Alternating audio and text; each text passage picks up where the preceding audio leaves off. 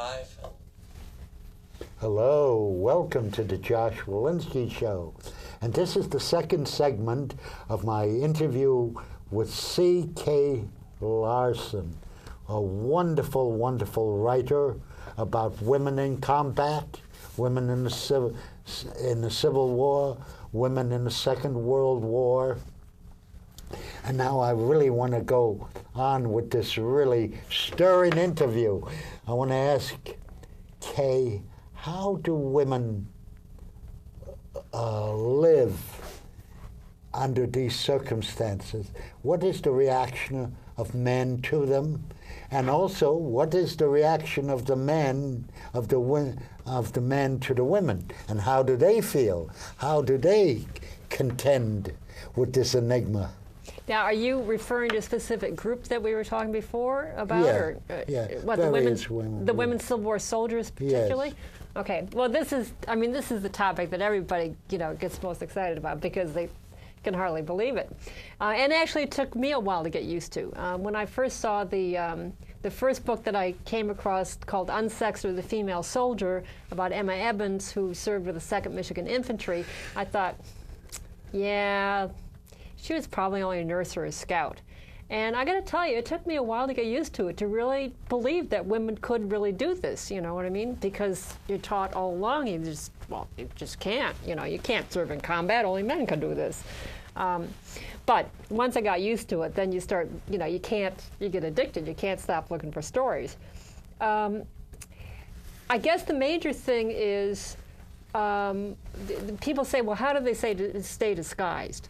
Well, first of all, when the first recruitment happened, it was done by local regiments.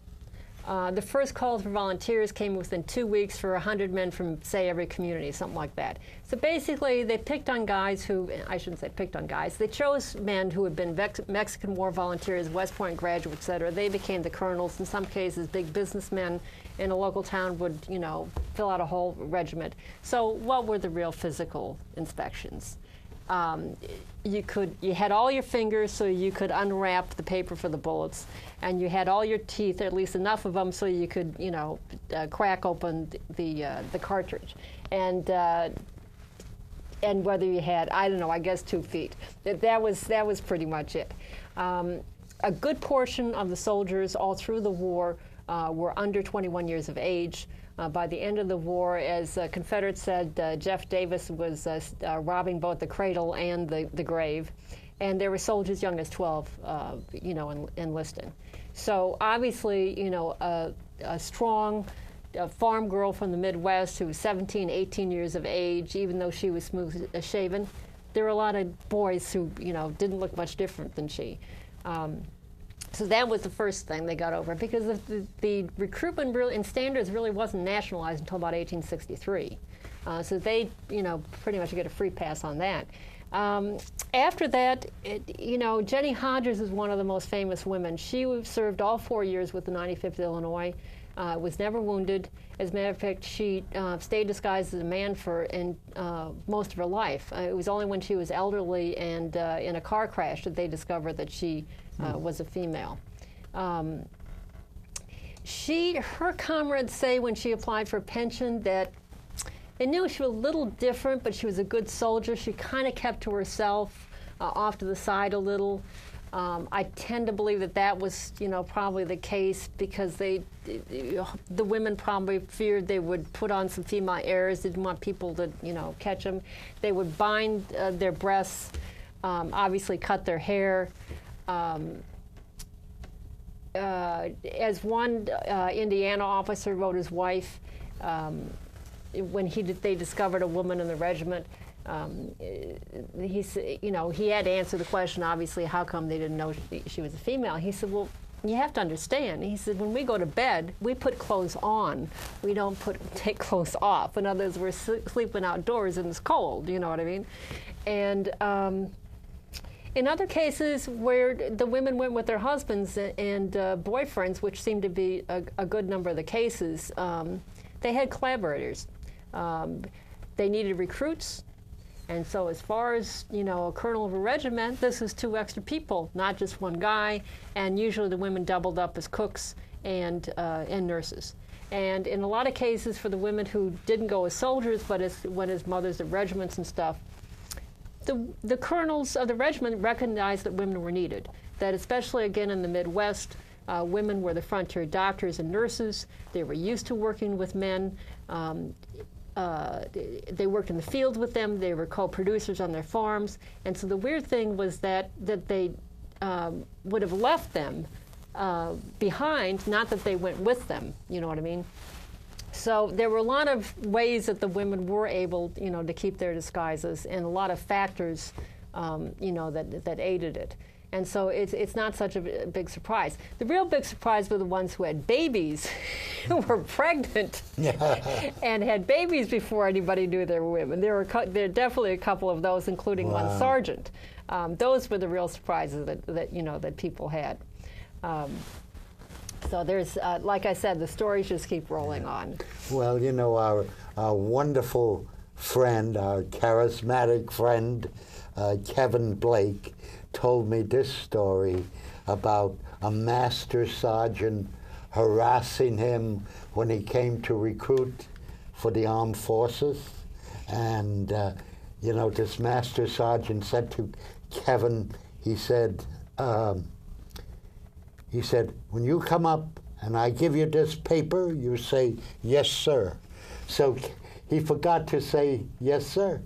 So this nasty sergeant said, because you forgot to say, yes, sir, you're going to the very back of the line, and so on. And finally, as Kevin was waiting, he really got very annoyed when he finally his turn came up, and they were giving out the paper. Kevin grabbed it out of the sergeant's hand, and Kevin ended up in a psychiatric ward, He tells that story. So I imagine that some of these women had really nasty commanding officers who really socked it to them. And do you have any stories or any knowledge about their specific experiences with nasty commanding officers? Well, actually, again, I'm rich with anecdotes, but you bring up a very good point in terms of making a counterpoint between the Civil War and World War II. Again, initially in the Civil War, you had whole towns being recruited together. So these were all their friends. Half of them were relatives. Same thing in the Revolution. Basically, cousins, whole towns, they were all cousins, basically. You know what I mean? And and you also had a whole spirit in the 19th century about, we are free and equal men, and you just don't run roughshod over us. As a matter of fact, I just read a book review that kind of confirmed that last night. And so considering they're going to have to go back to the same towns they came from, they didn't want anybody seeking revenge after the war. So so I think people were cut a lot of slack in terms of creating their kind of own cultures within their regiments, et cetera, in the Civil War, before the armies really got that, hardcore professionalized and the kinds of issues you're talking about. But you contrast that with World War II, and now you get some very funny stories. For instance, my 88-year-old neighbor, Jean Detier, was one of 23,000 members of the Women Marines during World War II. And so I interviewed her for my World War II book. And I will say, Josh, also, that my World War II book is the only military history of women in World War II. There are a number of histories of women in World War II, but I basically took the war and walked the women through it. It's the only one that really puts them in the war action, around the world. But anyway, so I asked Jean, the first thing she said was, she said when we went into basic training, she said, our drill instructors were Marine drill sergeants who had just come from combat straight from the Pacific. And here they are, faced with these, 19 and 20-year-olds, who had like clueless in terms of ever even having previously thought of being in the military. And these guys are like Marine sergeants, DIs from, they'd just come off a Saipan or something like that. And she said they were very tough on us, but once you got through basic training, you felt like $1 million. But then Navy Wave told me that actually at the Hunter College major training center here in New York, she said, well, there is this one sergeant, in the first group that he used a swear language that some of the women, they'd never even heard these words before. So I said to her, well, what did they do? And she said, well, they reported him. And I said, well, what happened? And she said, he was gone the next day. He was out of there. So one of the things that was discovered in World War II is that, unlike the men, the women were not rowdy. They took orders. They did what they were told. You just didn't really need the same level of discipline that you did with the men. In most cases, they were better educated than the average men enlisting. In other words, the enlisted women were at a higher level of education and skill levels and more different kinds of skills than your average enlisted man. I mean, you see accounts of women truck drivers being sent to New Guinea to be clerks and typists and, retrained. And they were very good at both things. I tend to doubt that you could probably do exactly the same thing with male enlistees. You also find accounts that when women switchboard operators took over switchboards, for instance, like for the Atlantic area, et cetera, or Allied headquarters, a lot of those operators had come out of the Bell telephone system. And for the first time, people were thrilled they could actually get people they were calling. So the enlisted women and the officers really added a lot to the organizational capability of the Allied forces. Basically, you just didn't need the same kind of discipline with the women that you had with with the men overall. I think. Yeah, these women fall when they come back home. They really fall into society, because I remember I used to go to City College evening session, and our dean was Dr. Martha Farmer, who was a commanding officer in the Waves.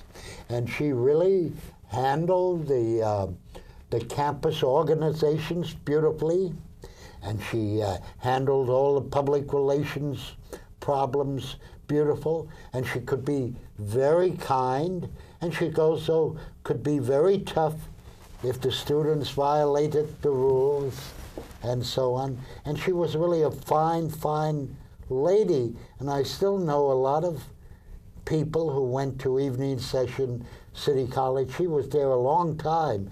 She was the dean of students in evening session for many, many years. And she was when these women are in the service, are they sometimes assigned jobs with women victims of war, and children victims of war? Well, I think the nurses basically, the whole medical community would treat civilians, and I'm talking specifically about World War II. They would treat civilian and military victims. And obviously now in Afghanistan, that's one of the big reasons that we're using women, because basically the women are the only ones who can talk to women, and they're 50% of the population. And so there's several important programs that are going on now. I can't, except, and of course during World War II, the concentration camps with the military personnel treating them, that was a big thing. Did you serve in the military?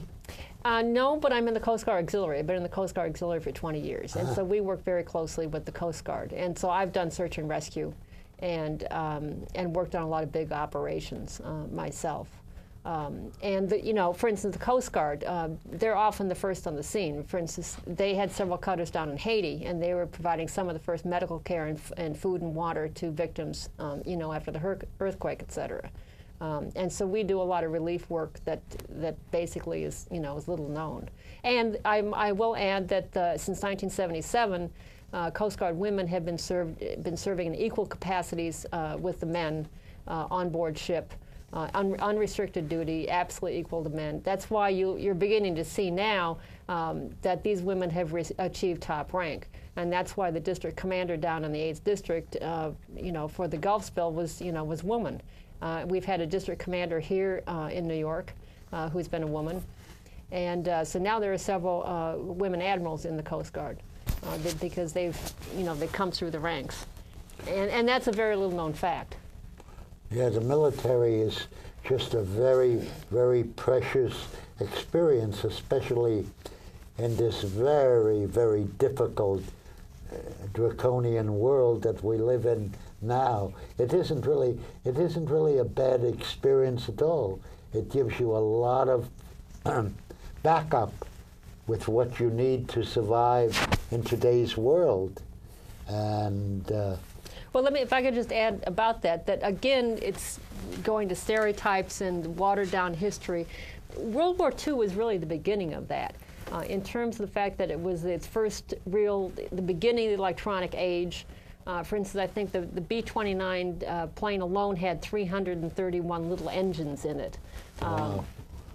And instrumentation and gyroscopes and I can't remember what the names of some of these tiny dynamotors or whatever they were, and you know, so you had to have technically capable workers, and so the women war workers were taking electrical engineering courses, draftsman courses, et cetera, to prepare.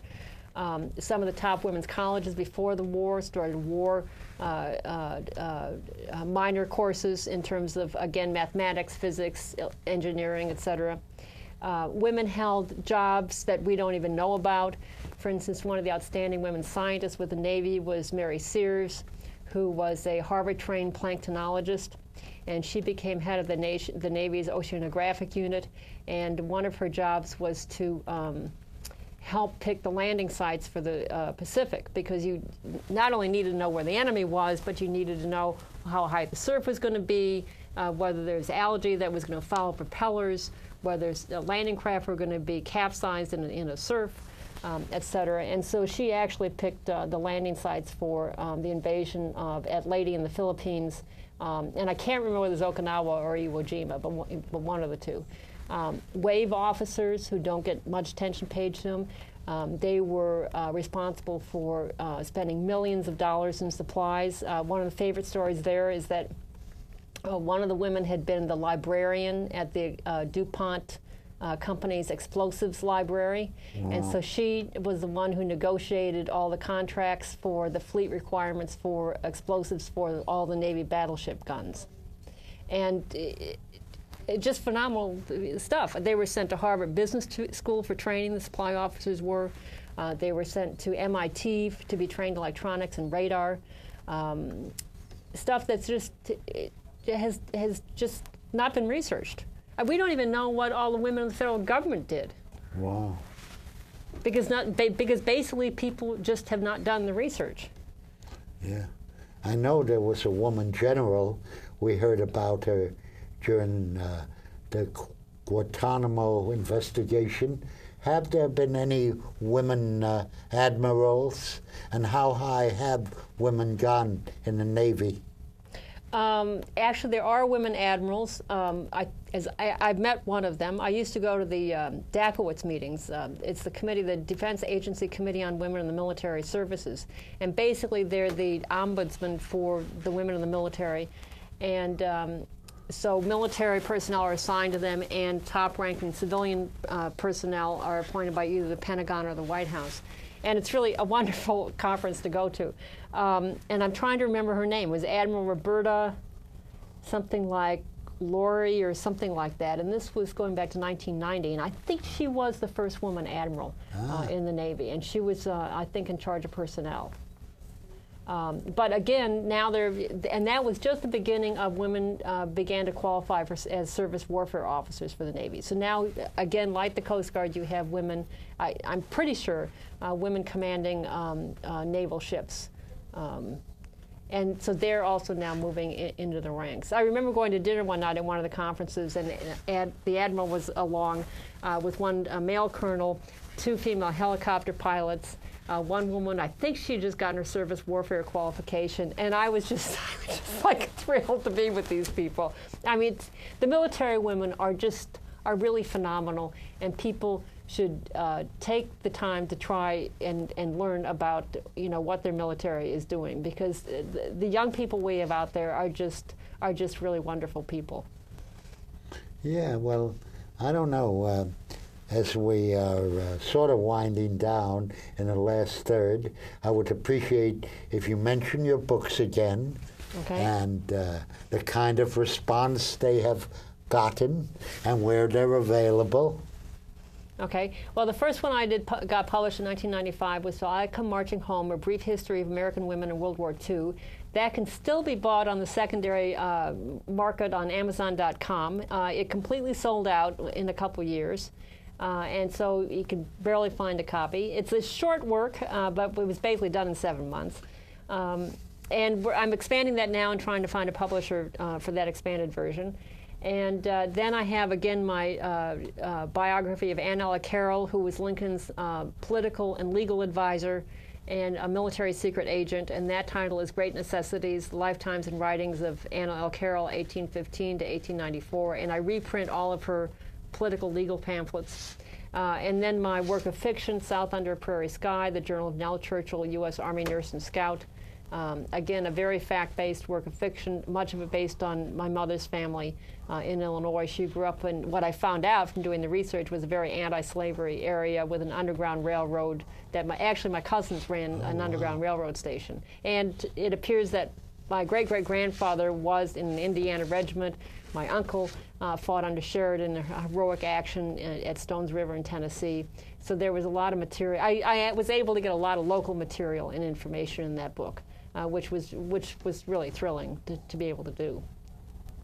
Yeah. And they're both published by, the Carroll book and the Nell book are both published by Ex Libris Corporation in Philadelphia, and you can find them on the web. And what book are you working on now, you said? Well, it's an expanded edition of my World War II book that I've expanded, the information that I started with on some of the people, but then I've got new categories. I mean, some of the things that I uncovered in terms of women in World War II, the roles that weren't known about, is that there are women merchant mariners. Although they were beached by the United States when the war broke out, at least 19 of them signed on with Norwegian ships that were in exile operating out of New York City. So they signed on with Norwegian crews. There were women Civil Air Patrol pilots and Coast Guard auxiliaries who were doing anti-submarine patrols during the German attacks along the East Coast in the spring of 1942. There were, again, American women in the French resistance, American women in the Filipino resistance. There's just a lot of tales to tell, and so I've really expanded. In the domestic front, I took a look at women in forestry. Women took over as forest fires for their husbands in the northern states. They worked in sawmills. They worked in steel mills. There's also a lot of material there that people have not uncovered. Yeah, there seems to be, they don't really face the facts and the history of women. Like very few Americans know that Mrs. Wilson was really the president of the United States in the latter days of the Wilson administration, when he suffered a stroke. Isn't that correct? Well, that's one case I have not specifically researched. That tends to be what is said. We may actually never know. I mean, actually, another example like that is that people don't know that Lou Hoover was an engineer herself, like her husband, and both she and he served as armed guards during the Boxer Rebellion in China in 1900. Wow. And so she's actually a very interesting first lady who's never been looked at. Yeah, and when you're on WBAI with Tom Wisker, what sort of topics do you discuss with Tom? Well, actually, I had to call Tom up again, and I want to get back and discuss my Nell Carroll book. But I've been on Tom's program twice. Both times was pretty much with my World War II book. His program is specifically on weaponry, and one of the things that I want to, an interesting feature of my Carroll research was that one of the factors that played with the implementation of the Tennessee River Campaign, where Forts Donaldson and Henry were taken, was the non-construction of mortar boats. In other words, it was because a certain class of boats that were going to be used in the Mississippi just couldn't be done, factored into decision-making. So weapon turned the tide. There's one thing we were discussing, women pilots, which is just fascinating, and you know all about them. And I don't know why that skipped my mind. Just touch upon them as we say goodnight on Joshua. Let's see. Well, actually, I'll touch upon the ones who are not paid attention to. The ones who are paid attention to the most are the women Air Force service pilots who just got a congressional medal. But the ones who should be put more attention to are local ones, Grumman Air Force production test pilots. Teddy Kenyon, Barbara Jane, and I can't remember the third woman, but it appears that the WASPs themselves were also production test pilots if they were stationed at factories. And that's a very important job considering the thousands of planes we were pumping out. And who was behind the Tuskegee Airmen? Yes, absolutely. Willa Brown. Willa Brown was the director and owner of the first integrated interracial flying school in Chicago. She did the pilot program that first trained the first pilots that then went on to the Tuskegee program. Oh. And you never hear about Willa Brown. She was also drop-dead gorgeous, I might add. And she was a lieutenant in Civil Air Patrol. Wow. Yeah, there are so many women out there, and we need more people doing this. And you even touched occasionally on the Soviet pilot. Right. Actually, I have a screenplay about the Soviet pilots, but unfortunately Paramount has bought up the rights for the book on that, but they've done nothing with it. There are 3 regiments of women pilots, fighter pilots, bombers, day and night bombers, and they had 2 well-known women aces. Well, I'll tell you, this has been such a revealing, such a wonderful interview. I enjoyed it very well. Much. I've been thrilled that I've been given a whole hour to talk on my favorite subject. It's just hard to find an audience. Yes. Well, we'll see what we can do in the weeks and the days to come, especially when your new expanded book on World War II comes out. Okay, I hope you give me a chance again, Josh. Yeah. And again, this will be on YouTube, by the way. Okay. The full program. Very good. Because I have the right connections with people who have the full hour, whatever they need. Right. Very good. Very good. And again, thank you very, very much. Oh, right. Thank you. It's been fun. And we can listen to WBAI, too. It's good. Shanti is active in WBAI. So do I. I have a program on BAI. Keep forgetting on CUNY. I should mention Martha Farmer again. Thank you. You're off the air now. And Ms. Larson, I wanted to get your card. Sure. Because I've been, I want to talk to you privately because I've been working with the Anacostia branch for the historians. Basically, but I'd rather talk to you on the side. Sure. And because I do a lot with the Coast Guard. Oh, good. Maritime. Oh, really? History, yeah. We're excellent. Basically, Thank you for having me. Maybe I'll let you